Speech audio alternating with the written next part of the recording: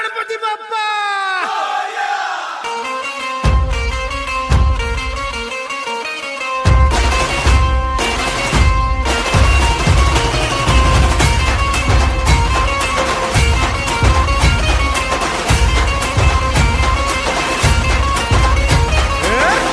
नमन करुणी वंदन इडा मांडून इडा देवाला इडा गावाला इडा पाटलाला इडा मंडळीला